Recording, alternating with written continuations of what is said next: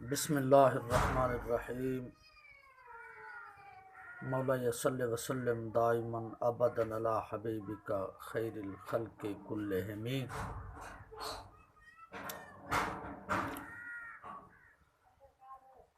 الا ان اولیاء اللہ لا خوف علیہم ولا هم یحزنون الذین آمنوا وکانوا یتقون مولا صلی وسلم دائما ابدا علی حبیبک خیر الخلق کلہم۔ آج کا جو ہمارا عنوان ہے وہ کچھ اس طرح کا ہے میرے دوستوں اور بزرگوں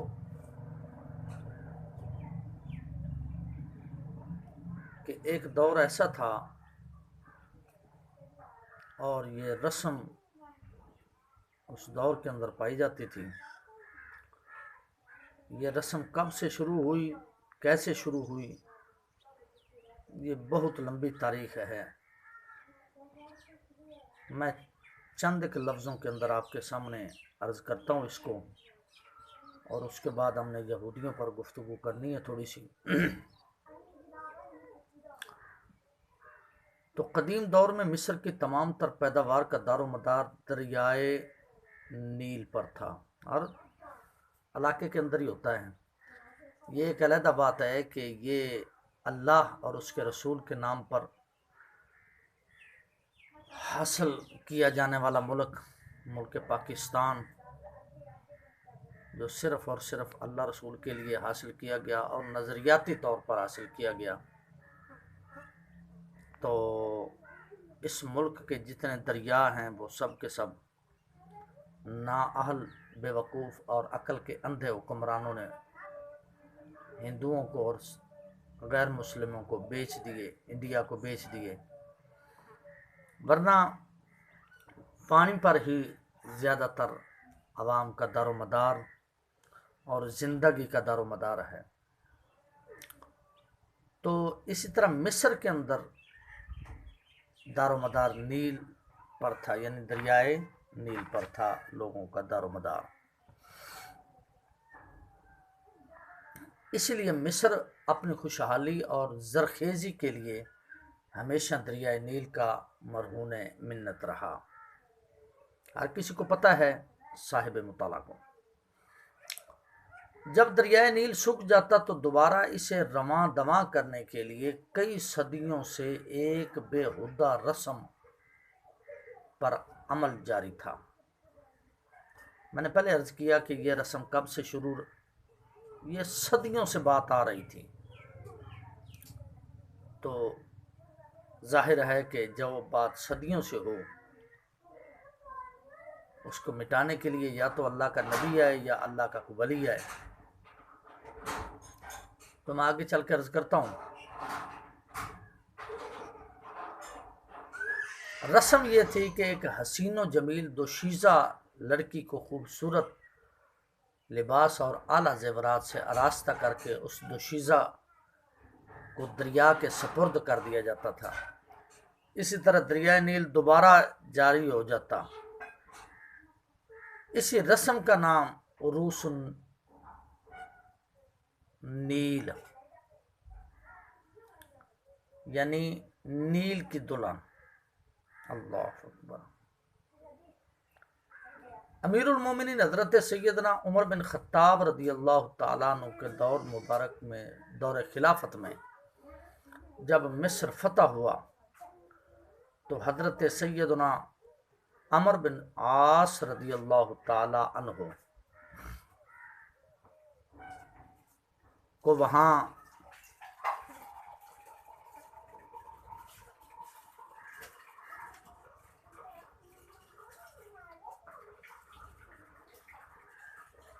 کا گورنر مقرر کیا گیا۔ اہل مصر نے حضرت سیدنا عمر بن عاص رضی اللہ تعالیٰ عنہ سے کچھ اس طرح فریاد کی کہ حضور، دریائے نیل کی ایک پرانی عادت ہے جس کے بغیر وہ جاری نہیں ہوتا۔ حضرت سیدنا عمر بن عاص رضی اللہ تعالیٰ عنہ نے ارشاد فرمایا ان لوگوں سے وہ کون سی رسم ہے جس کے بغیر نیل جاری نہیں ہوتا؟ تو انہوں نے عرض کیا جب اس مہینے کی 11 تاریخ آتی ہے تو ہم ایک نوجوان دوشیزہ کنواری لڑکی کے والدین کے پاس جاتے ہیں اور جا کر ان کی بیٹی کو دریائے نیل کی بھینٹ چڑھانے پر راضی کرتے ہیں، پھر اسے خوبصورت لباس اور قیمتی زیورات سے سجا سنوار کر دریائے نیل کے سپرد کر دیتے ہیں۔ اس طرح یہ دریا دوبارہ جاری ہو جاتا ہے۔ حضرت سیدنا عمر بن عاص رضی اللہ تعالیٰ عنہ نے انتہائی نرمی سے انہیں سمجھاتے ہوئے ارشاد فرمایا، اس رسم کو اسلام میں کبھی پذیرائی نہیں مل سکتی اور نہ ہی اسلام ایسی باتوں کو پسند فرماتا ہے، اور نہ ہی اسلام کے دامن کے اندر کوئی اس طرح کی گنجائش ہے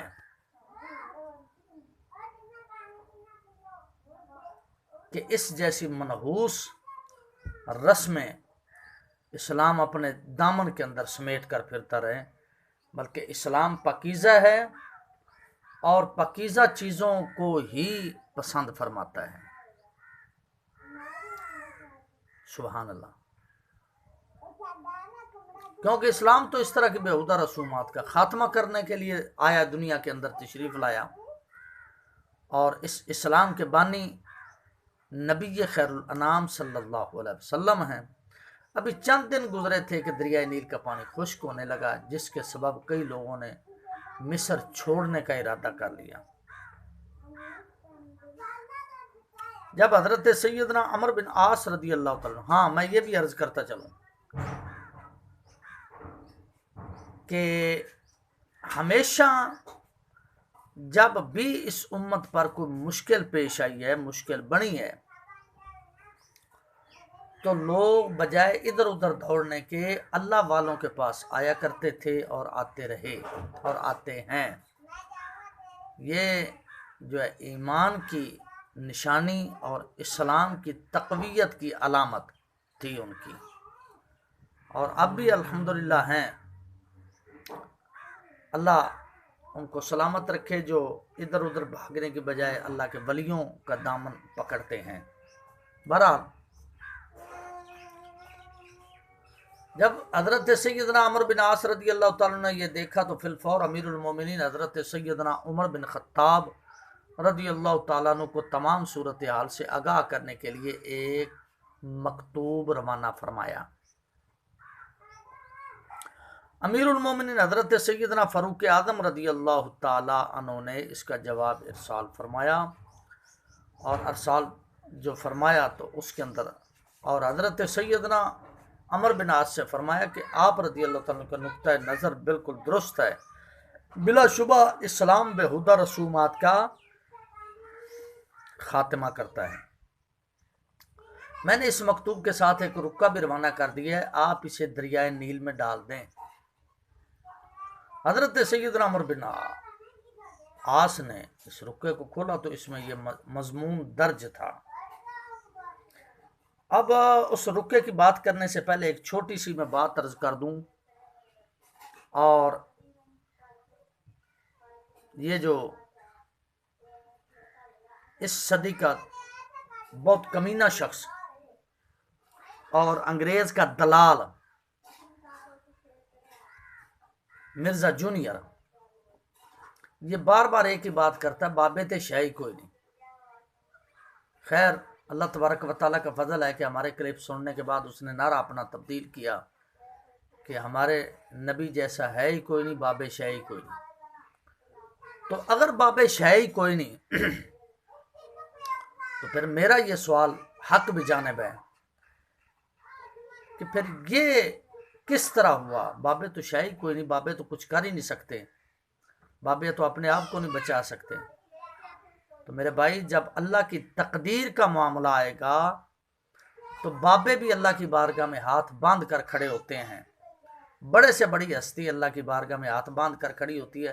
اور اس سے پہلے اس کا جو بابا تھا نا، اسماعیل دہلوی قتیل، اور محمد بن عبد الوہاب نجدی کمینہ، اور جتنے بھی یہ کمینے گزرے ہیں، یہ ان کا ترجمان ہے۔ اور حیرانگی والی بات یہ ہے کہ جتنے مرزائی یا لیبرل اس کے پیچھے لگے ہوئے ہیں، ان کو بیچاروں کو تو اسلام کا پتہ ہی نہیں کہ اسلام کہتے کس کو اور اسلام کی روح کیا ہے۔ اقبال نے تو بتا دیا تھا کہ اسلام کی روح کیا ہے۔ مجھے کیا پتا تھا نماز کا، مجھے کیا خبر تھی سجود کی، تیرے نقش پا کی تلاش تھی جو میں جھکا رہا تھا نماز میں۔ بہرحال وہ تو بتا گئے نا کہ اسلام کی روح اور اسلام کی حقیقت کیا ہے۔ یہ چونکہ برطانیہ کا نمک خار اور اس طرح کے معاملات ہیں، یہ دن رات کوشش کرتا رہتا ہے کہ ان کی نمک خاری میں کرتا رہوں۔ اب جو حضرات یہ کہتے ہیں یا سنتے ہیں کہ بابے تے شاہ کوئی نہیں، وہ یہ واقعہ سنیں اور مجھے بتائیں کہ بابے شاہ ہیں کہ نہیں۔ باقی جتنے بھی اس کے شٹٹو ہیں، وہ جب میسج کرتے ہیں تو میسج کرتے ہوئے، کمنٹس کرتے ہوئے سوچ لیا کریں کہ ہم کیا کمنٹس کے اندر لکھ رہے ہیں اور کیا بات کر رہے ہیں۔ ایسے ہی نہیں کر دینا چاہیے کمنٹس، ذرا سوچ کر کرنا چاہیے کہ وہ اللہ کے ولیوں کو اور پاکیزہ لوگوں کو بھونکتا رہے تو ادھر یہ لوگ خوش ہوتے ہیں، اور اگر ہم اس کو سمجھانے کی بات کریں تو یہ لوگ کمنٹ شروع کر دیتے ہیں اور طرح طرح کی بکواسیات اور غلاظات بکنا شروع کر دیتے ہیں۔ تو مطلب کہنے کا یہ ہے کہ اس کا مطلب واضح ہے، ان لوگوں کے دل کے اندر اللہ والوں کی یا مسلمانوں کی قدر نہیں ہے، بلکہ بکواسیات کی قدر اور احترام ہے۔ بہرحال میں اس طرف نہیں جانا چاہتا، انشاءاللہ میں کسی وقت عرض کرتا ہوں یہ معاملات۔ تو اب اس رکے کو کھولا، بابے تے شاہی کوئی نہیں، یہ ذہن میں رکھ کر اس بات کو سنیں اور توجہ فرمائیں گے۔ تو اس میں مضمون درج تھا، الى نیل مصر من عبد اللہ عمر بن الخطاب، اما بعد فإن كنت تجری بنفسك فلا حاجة لك لنا إليك وإن كنت تجری باللہ فانجر على اسم اللہ۔ بات سمجھ آئی؟ یعنی اللہ کے بندے عمر بن خطاب کی طرف سے مصر کے دریائے نیل کی طرف، یہ میرا پیغام ہے۔ کیا؟ اگر تو خود بخود جاری ہوا کرتا تھا تو ہمیں تیری کوئی ضرورت نہیں، اور نہ تیرے پانی کی ضرورت ہے نہ تیری ضرورت ہے۔ اور اگر تو اللہ کے حکم سے جاری ہوتا تھا تو پھر اللہ کے نام سے جاری ہو جا۔ جب یہ رکا دریا میں ڈالا گیا تو اسی رات دریائے نیل جاری ہو گیا اور کئی گز اونچا پانی چڑھ کر آیا، جبکہ ہر سال 6 گز پانی اس میں آتا تھا۔ ایک روایت میں یہ بھی ہے کہ جب سے امیر المومنین حضرت عمر بن خطاب رضی اللہ تعالیٰ عنہ کا خط مبارک دریائے نیل میں ڈالا گیا، اس وقت سے آج تک دریائے نیل مسلسل چل رہا ہے۔ اللہ اکبر۔ چاہیں تو اشارے سے اپنے کایا ہی پلٹ دیں دنیا کی، یہ شان ہے خدمتگاروں کی، سردار کا عالم کیا ہوگا۔ تو اس شکایت سے ایک دو باتیں میرے سمجھ میں آئی ہیں، وہ ذرا سماعت فرما لیں گے۔ امیر المومنین رضی اللہ تعالیٰ عنہ کی یہ کرامت ظاہر ہوتی ہے کہ آپ خشکی کے ساتھ ساتھ سمندر پر بھی حاکم تھے۔ وہیں اس حکایت میں عبرت کے کئی نشانات موجود ہیں۔ جس طرح اہل مصر میں دریائے نیل کو جاری کرنے کے لیے رسم بد جاری تھی، اسی طرح دور حاضر میں بھی بعض کبھی اور ناجائز رسومات زور پکڑتی جا رہی ہیں، اور یہ خلاف شرع رسومات مسلمانوں کو پستی و بربادی کے عمیق یعنی گہرے گڑھے کی طرف دھکیلتی جا رہی ہیں اور سنت رسول اللہ صلی اللہ علیہ وسلم سے دور کرتی جا رہی ہیں۔ تو مفسر شہیر حکیم الامت حضرت مفتی احمد یار خان صاحب رحمۃ اللہ علیہ نے بری رسومات اور مسلمانوں کے بگڑے ہوئے حالات کی جو کچھ کیفیت بیان فرمائی، ان کا خلاصہ کچھ اس طرح ہے۔ فرمایا کہ آج کا دور درد رکھنے والا دل جو مسلمانوں کی موجودہ پستی اور ان کی موجودہ ذلت و خواری نداری پر نہ صرف دکھتا، اور کون سی آنکھ ہے جو ان کی غربت، مفلسی، بے روزگاری پر آنسو نہ بہاتی ہو۔ سبحان اللہ۔ حکومت اس سے چھنی دولت سے یہ محروم ہوئے، عزت و وقار ان کا ختم ہو چکا، زمانہ بھر کی مصیبت کا شکار مسلمان بن رہے ہیں۔ ان حالات کو دیکھ کر کلیجہ منہ کو آتا ہے، مگر دوستوں فقط رونے دھونے سے کام نہیں چلتا، بلکہ ضروری ہے کہ ان کے علاج پر غور کیا جائے، توجہ کی جائے۔ علاج کے لیے چند چیزیں جو سوچنی ہیں وہ کیا ہیں؟ نمبر 1، اصل بیماری کیا ہے؟ اللہ اکبر۔ اس کی وجہ کیا ہے؟ مرض کیوں پیدا ہوا؟ اس کا علاج کیا ہے؟ اور چوتھے نمبر پر اس علاج میں پرہیز کیا ہے؟ اگر ان 4 باتوں میں غور کر لو تو سمجھ لو کہ علاج آسان ہے۔ کئی لیڈران قوم اور پیشوایان ملک نے اقوام مسلم کے علاج کا بیڑا اٹھایا ہے، مگر ناکامی ہی ملی۔ اللہ کے جس کسی نیک بندے نے مسلمانوں کو ان کا صحیح علاج بتایا تو بعد نادان مسلمانوں نے ان کا مذاق اڑایا، ان پر پھبتیاں کسیں، طعنے زبان دراز کی، اور غرض صحیح طبیبوں کی آواز پر کان نہ دھرا۔ مسلمانوں کی بادشاہت گئی، عزت گئی، دولت گئی، وقار گیا، صرف ایک وجہ یہ ہے کہ ہم نے شریعت مصطفیٰ صلی اللہ علیہ وسلم کی پیروی چھوڑ دی، ہماری زندگی اسلامی نہ رہی۔ ان تمام نوستوں کی وجہ سے ہمیں نبی کریم صلی اللہ علیہ وسلم کی شرم اور آخرت کا ڈر نہ رہا۔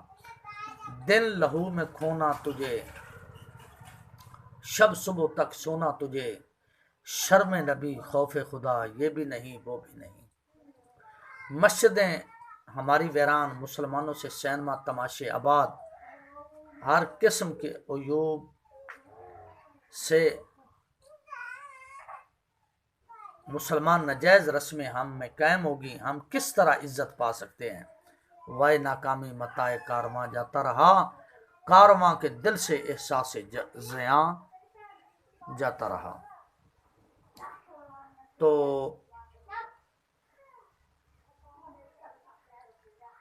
بس ایک بات عرض کر کے بات کو میں ختم کرتا ہوں کہ مسلمانوں کی اصل بیماری تو احکام خدا و مصطفیٰ صلی اللہ علیہ وسلم کو چھوڑنا ہے۔ اب اس کی وجہ سے اور بہت سی بیماریاں پیدا ہوگی۔ مسلمانوں کی سدا بیماریاں 3 میں منحصر ہیں۔ اول، روزانہ نئے مذہبوں کی پیداوار اور ہر آواز پر مسلمانوں کا آنکھیں بند کر کے چل پڑنا۔ دوسرے، مسلمانوں کی آپس کی خانہ جنگیاں، مقدمہ بازیاں اور آپس کی عداوتیں۔ تیسرا، جاہل لوگوں کی گڑی ہوئی خلاف شرع یا فضول رسمیں۔ ان 3 قسموں کی بیماریوں نے مسلمانوں کو تباہ کر ڈالا، برباد کر دیا، گھر سے بے گھر بنا دیا، مقروض کر دیا، غرض ذلت کے گڑھے میں دھکیل دیا۔ پہلی بیماری کا علاج صرف عرض کرتے ہیں، اور اس کے بعد انشاءاللہ العزیز جو میرے مفتی اعظم رحمۃ اللہ علیہ نے لکھا وہ انشاءاللہ العزیز میں آپ کے سامنے عرض کروں گا۔ پہلی بیماری کا علاج یہ ہے کہ ہر مذہب کی صحبت سے بچو، اس عالم حق اور سنی المذہب شخص کے پاس بیٹھو جس کی صحبت فیض اثر سے سرکار مدینہ، قرار قلب و سینہ فیض گنجینہ صلی اللہ علیہ وسلم کا عشق اور اتباع شریعت کا جذبہ پیدا ہو۔ اور دوسری کا علاج یہ ہے کہ اکثر فتنہ فساد کی جڑ 2 چیزیں ہیں، ایک غصہ اور اپنی بڑائی، اور حقوق شریعت سے غفلت۔ ہر شخص چاہتا ہے سب سے اونچا رہوں اور سب میرے حقوق ادا کریں، مگر میں کسی کا حق ادا نہ کروں۔ اگر ہماری طبیعت میں سے غرور، تکبر نکل جائے، عاجزی اور تواضع پیدا ہو جائے، ہم میں سے ہر شخص دوسرے کے حقوق کا خیال رکھے، تو انشاءاللہ کبھی جھگڑے کی نوبت ہی نہ آئے۔ تیسری بیماری کہ ہمارے اکثر مسلمانوں میں بچے کی پیدائش سے لے کر مرنے تک مختلف موقعوں پر ایسی تباہ کن رسمیں جاری ہیں جنہوں نے مسلمانوں کی جڑیں کھوکھلی کر دی ہیں۔ شادی بیاہ کی رسموں کی بدولت ہزاروں مسلمانوں کی جائیدادیں، مکانات، دکانیں سودی قرضے میں چلی گئیں اور بہت سے اعلیٰ خاندانوں کے لوگ آج کرایہ کے مکانوں میں گزر بسر کر رہے ہیں اور ٹھوکریں کھاتے پھرتے۔ اپنی قوم کی اس مصیبت کو دیکھ کر ہمارا دل بھر آتا ہے، طبیعت میں جوش پیدا ہوا کہ کچھ خدمت کروں۔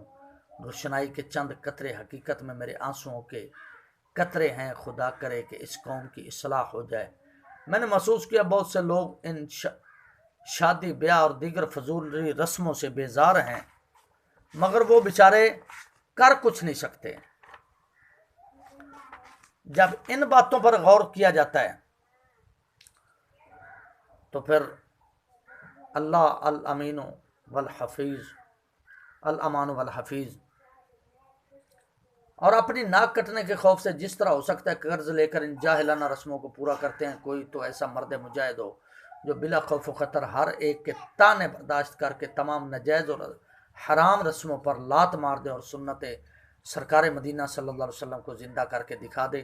جو شخص سنت کو زندہ کرے اس کو 100 شہیدوں کا ثواب ملتا ہے، کیونکہ شہید تو ایک دفعہ تلوار کا زخم کھا کر دنیا سے پردہ کر جاتا ہے، مگر یہ اللہ کا نیک بندہ عمر بھر لوگوں کی زبانوں کے زخم کھاتا رہتا ہے۔ واضح رہے کہ مروجہ رسمیں 2 قسم کی ہیں، ایک تو جو ناجائز شرعاً ناجائز ہیں، دوسری وہ جو تباہ کن ہیں۔ بہت دفعہ ان کے پورا کرنے کے لیے مسلمان سودی قرض کی نوست میں مبتلا ہو جاتے ہیں، حالانکہ سود کا لین دین گناہ کبیرہ ہے اور یہ رسومات بہت ساری آفات میں پھنسا دیتی ہیں۔ تو ان سے بچنا، شادیوں میں مت گناہ ناداں کر، خانہ بربادی کا مت سما کر، چھوڑ دے سارے غلط رسم و رواج، سنتوں پر چلنے کا کر عہد آج، خوب کر ذکر خدا و مصطفیٰ صلی اللہ علیہ وسلم، دل مدینہ ان کی یادوں سے بنا۔ اللہ تبارک و تعالی ہمیں پاکیزہ لوگوں کے پاکیزہ طریقے پر چلنے کی توفیق عطا فرمائے۔